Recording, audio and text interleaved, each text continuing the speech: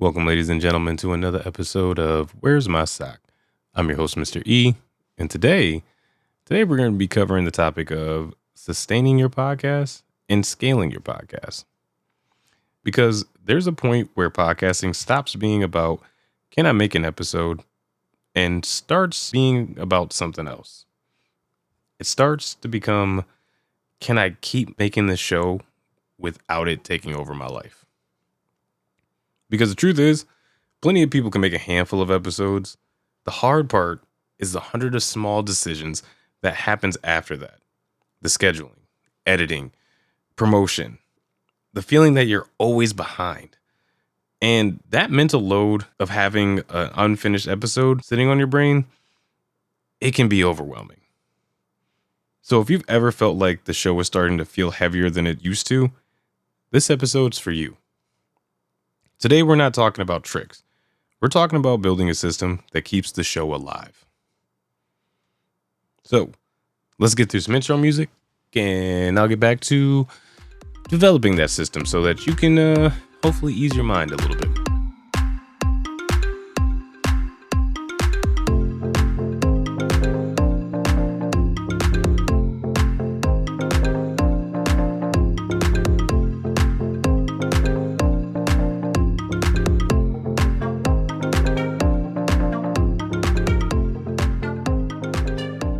All right, and welcome back.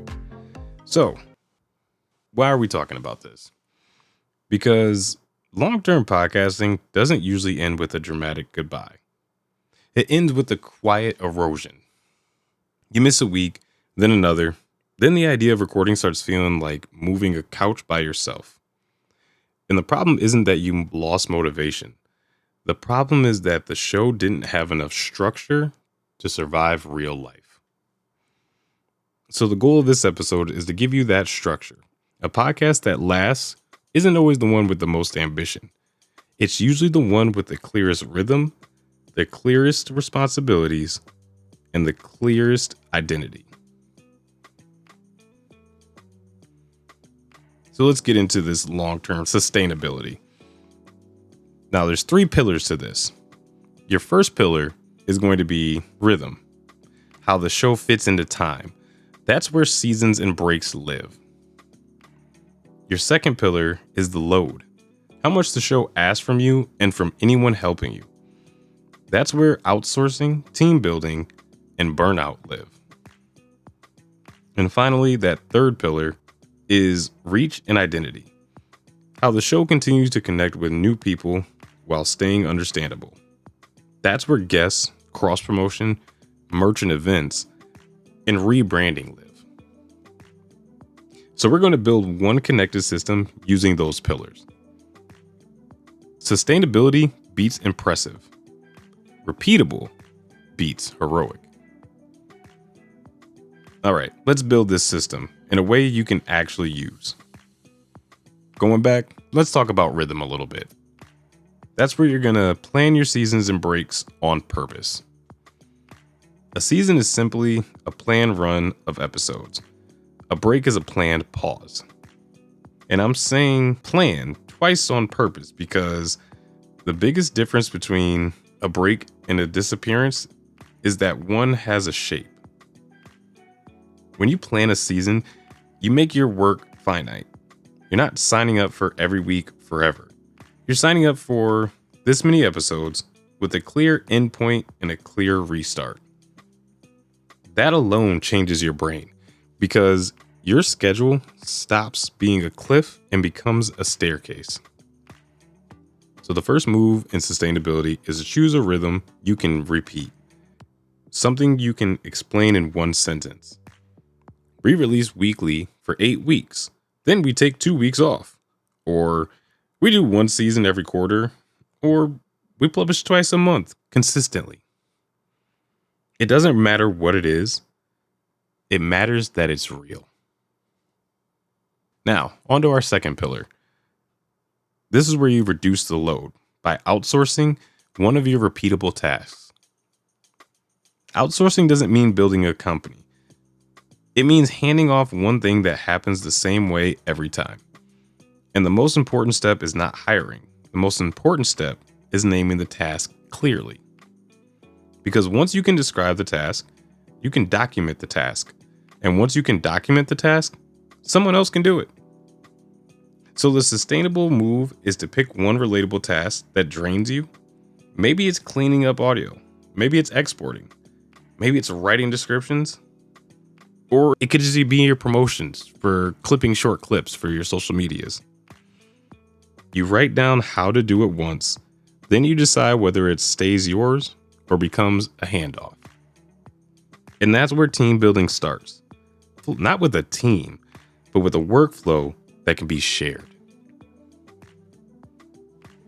Step 3 in this process, watch burnout like a dashboard light, not a character flaw. Creative burnout is often the moment when the show starts asking for more energy than you can keep giving. And the mistake people make is trying to fix burnout with sheer will. Burnout usually responds better to system changes.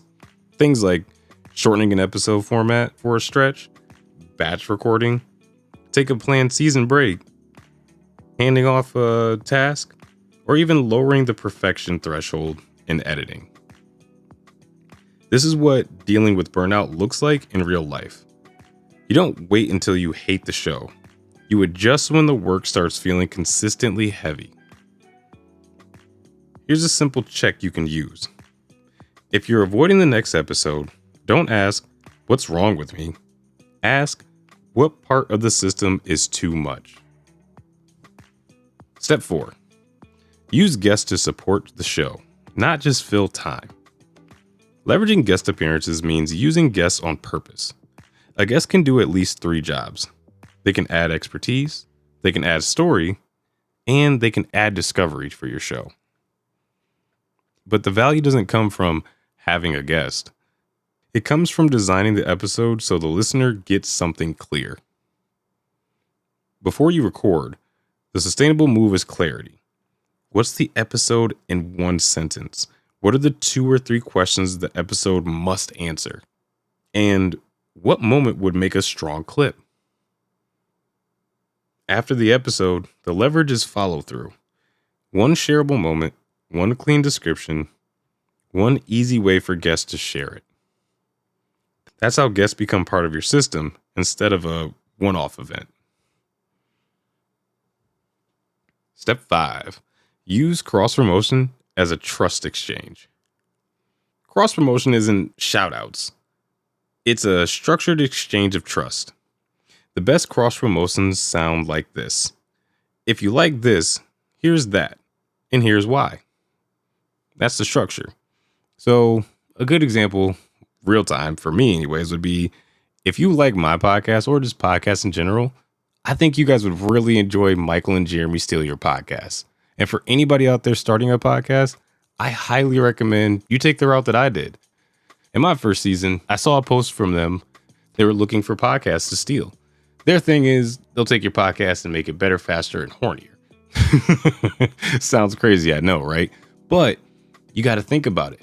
Every episode, they're talking about another podcast, which is promotion for that podcast.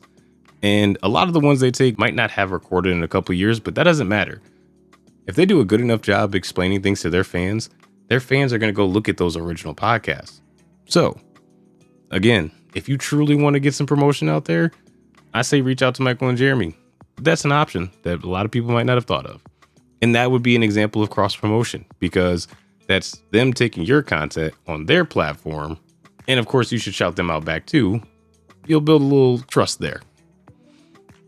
Getting back on topic, instead of trying to partner with the biggest show, you look for the cleanest fit. The show where the audience overlaps is real. The show where the recommendation makes sense. And the sustainable part is making it specific. What exactly is being shared? Where does it go? And when does it run? Clear agreements reduce confusion and reduce rework. Step 6. Consider merch and events only when your core is stable. Merch and events can be great, but they introduce a new kind of work, operational work. Merch isn't just a design. It's fulfillment, customer questions, timelines, and making sure what you offer matches what listeners expect. Events aren't just show up, they're planning, scheduling, tech, experience design. So the sustainable move is to treat merchant events like a separate mini project that only begins when the core show is stable. If publishing episodes already feels fragile, don't add a second fragile system on top.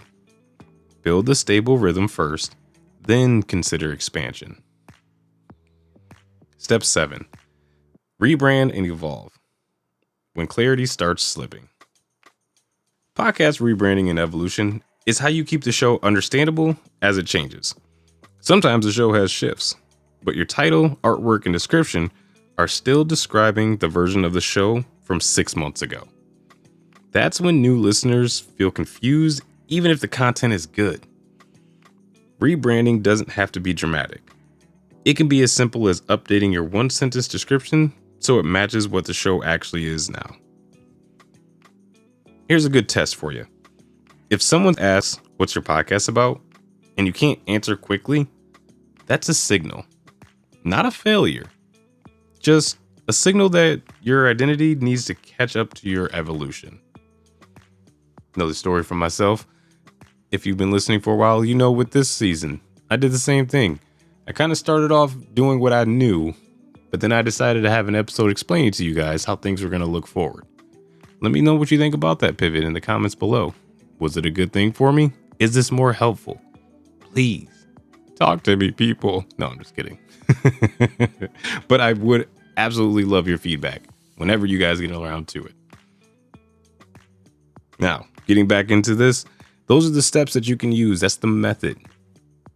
Let's talk about a few decision rules you can use right away when applying these steps. For sustainability, if you can't repeat it for 3 months, redesign it until you can. That doesn't mean you just publish constantly. It means your system has to fit your life.